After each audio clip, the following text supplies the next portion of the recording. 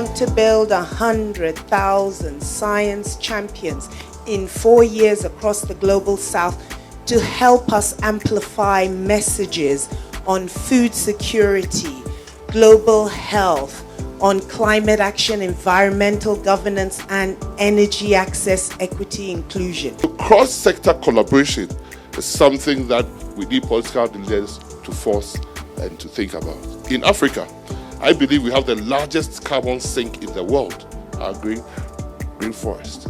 But yes, it's not accounted in Africans' endowment as capital that is saving the whole world. We need informed political leaders to lead this debate on sustainability. 8.2 billion people in the world, about 70% of that population are using the internet, so we know a majority of our population really is online. About 70% of that is also on social media. For the Global South, the perspective should not be equality but equity.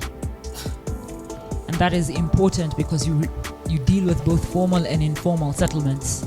And so when you come up with solutions, they need to reflect the communities you're targeting and aiming to serve. It is evident that where what may look and seem to be problems and challenges are actually great opportunities for us in the Global South, waiting for us to harvest, because we do not have the human resource, and it's just about working collectively and working intentionally. Thank you.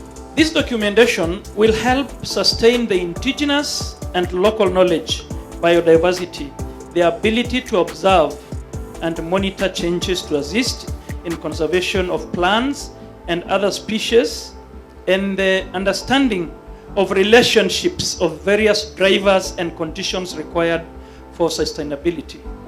These are keys to our common future. I mean, just 10 years back, we were talking about digital transformation.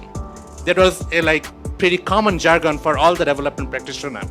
And now, in 2025, we are talking about AI.